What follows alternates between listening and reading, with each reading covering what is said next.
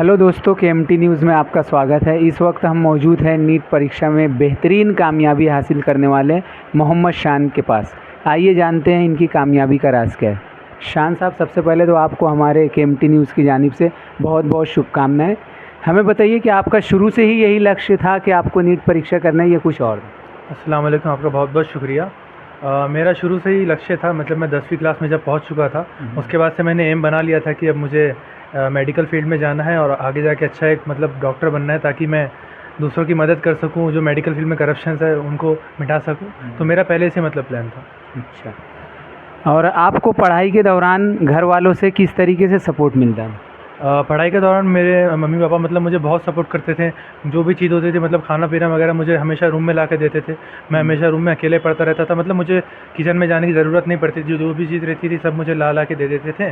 तो उससे मतलब मुझे काफ़ी फ़ायदा होता था और पढ़ाई लिखाई में मन लगते रहता था। और जब भी मैं मतलब डिमोटिवेट फील करता था तो मम्मी पापा मुझे मोटिवेट करते रहते थे, समझाते रहते थे बार बार चीज़ें, और अच्छे से बताते रहते थे, जिससे मतलब मैं कभी लो फील नहीं करता था और उदास नहीं होता था, नर्वस नहीं होता था। हमेशा मैं अच्छा रहता था, खुशहाल रहता था और मुझे कभी कोई दिक्कत नहीं होती थी।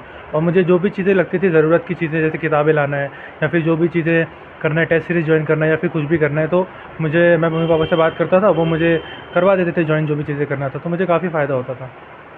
हाँ, आप इस कामयाबी का श्रेय किसे देना चाहेंगे? सबसे पहले मैं अपने पेरेंट्स, उसके बाद टीचर्स और मेरे दोस्तों को देना चाहूँगा, जिन्होंने मुझे हमेशा सपोर्ट करता रहा, करते रहें, मेरी मदद करते रहें और जो भी ज़रूरतें थी उनको पूरा करते रहे। तो जिससे मुझे काफ़ी फ़ायदा हुआ, मुझसे खुद में कॉन्फिडेंस आता रहता था और मैंने क्लियर कर लिया इंशाल्लाह। रोज़ाना आप कितने घंटा पढ़ाई करते थे? शुरू में तो मैं ज़्यादा नहीं पढ़ता था, मतलब अगर देखा जाए तो मैं 4-5 घंटे पढ़ता था शुरू में। मतलब 11th से पढ़ाई चालू करना पड़ता है नीट के लिए, या फिर जो भी आप कॉम्पिटिटिव एग्ज़ाम दे रहे हैं उसके लिए आपको 11th में पढ़ाई चालू करना पड़ता है। तो शुरू में 11th और 12th का आधा मैं ज़्यादा पढ़ाई नहीं करता था, 4-5 घंटे। लेकिन आखिरी के जो 6 महीने थे लास्ट ईयर, सितंबर से लेके इस साल अप्रैल तक, उसमें मैंने थोड़ा टाइम इंक्रीज़ कर दिया था। 6-7 घंटा मैं पढ़ लेता था। कभी-कभी थोड़ा कम हो जाता था, लेकिन कंसिस्टेंसी मेंटेन करता था कि रोज़ थोड़ा-थोड़ा पढूँ। ऐसा नहीं कि कोई दिन मिस हो जाए ना पढूँ। तो थोड़ा-थोड़ा पढ़ते रहता था कुछ ना कुछ, और क्वेश्चन प्रैक्टिस वगैरह पे ज़्यादा ध्यान देता था। तो शान साहब, आप उन स्टूडेंट को क्या मैसेज देना चाहते हैं जो नीट परीक्षा की तैयारी कर रहे हैं? देखिए, आपको सबसे पहले मैं यही कहना चाहूँगा कि आप अगर कोई भी बोर्ड से पढ़ रहे हैं, CBSE बोर्ड से पढ़ रहे हैं या स्टेट बोर्ड से पढ़ रहे हैं, ICSE बोर्ड से पढ़ रहे हैं या फिर कहीं से भी पढ़ रहे हैं, आपको सबसे ज़्यादा फोकस तो CBSE बोर्ड की जो बुक आती है NCERT, उस पे करना पड़ेगा।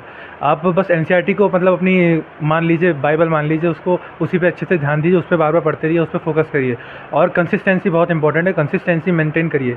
ऐसा नहीं कि आप एक दिन 12-15 घंटे पढ़ ले रहे हैं, अगले दिन बिल्कुल भी नहीं पढ़ रहे हैं। थोड़ा-थोड़ा पढ़िए, 6 घंटा, 7 घंटा, 8 घंटा, 10 घंटा, थोड़ा-थोड़ा पढ़ते रहिए, रोज़-रोज़ पढ़िए। और क्वेश्चन प्रैक्टिस वगैरह पे ज़्यादा ध्यान दीजिए। क्वेश्चन जैसे कि आप, होता है ना, कुछ टफ क्वेश्चंस होते हैं, बच्चे क्या करते हैं उसे छोड़ देते हैं, ऐसा होगा नहीं आएगा नीट में या फिर कोई भी कॉम्पिटिटिव एग्जाम में नहीं आएगा, उसे मतलब नज़रअंदाज कर देते हैं। लेकिन आपको उस पर ज़्यादा ध्यान देना है, आपको खुद की कमी देखना है कि मैं वो क्यों नहीं कर पा रहा हूँ, तो उस पर आप फोकस करिए, उसके पीछे जो कॉन्सेप्ट है उसको समझिए। फिर उसके बाद में जब कभी और पढ़ने बैठे तो आप उसको कोशिश करिए करने को, अब हो रहा है कि नहीं, मतलब इतना सब पढ़ने के बाद भी नहीं हो रहा है तो आप में को कुछ और करना पड़ेगा, आपको एक्स्ट्रा एफर्ट्स दिखाने पड़ेंगे। और साथ ही साथ हार्ड वर्क के अलावा आपको स्मार्ट वर्क की कोशिश करना है। अब स्मार्ट वर्क देखो, हर किसी में तो आता नहीं है, वो हमें खुद से ट्राई करना पड़ता है कि हम ऐसा क्या स्मार्ट करें जो दूसरा बच्चा नहीं कर रहा है, हम वो करें, हम वो ट्राई करें। देखो, दूसरा बच्चा जो कर रहा है वो तो सब आपको करना ही है, लेकिन उसके अलावा आप एक्स्ट्रा क्या कर सकते हैं जो दूसरा बच्चा नहीं कर रहा है लेकिन हम करेंगे तो उससे हमें फ़ायदा होगा, वो आपको खुद करना है, खुद पहचानना है, वो आपको कोई दूसरा आके नहीं बताएगा। और बाकी टेस्ट सीरीज़ वगैरह मतलब आखिरी मंथ्स में 2-3 महीने में तो बहुत इंपॉर्टेंट है। आपको रोज़ नहीं तो हफ्ते में 4-5 दिन तो टेस्ट लिखिए, उससे आपको काफ़ी फ़ायदा होता है और कॉन्सेप्ट भी क्लियर होते जाते हैं, आप चीज़ें भूलेंगे नहीं।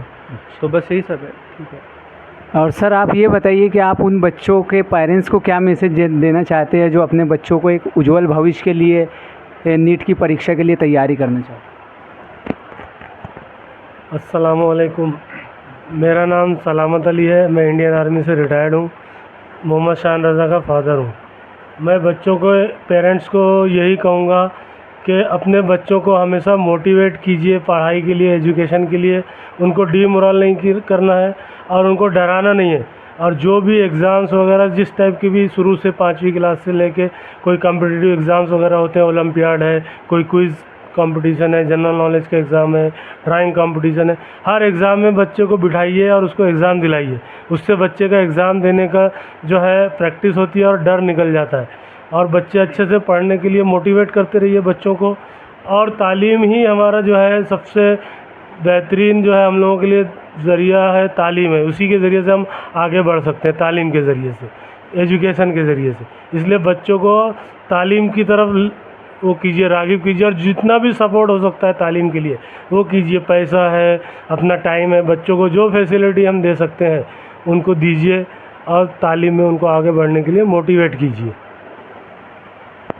शुक्रिया सर, आपने हमें इस इंटरव्यू का मौका दिया और हम अपनी KMT न्यूज़ की जानिब से, हमारी पूरी टीम की जानिब से आपके बच्चे के उज्जवल भविष्य की शुभकामनाएं पेश करें। शुक्रिया, धन्यवाद।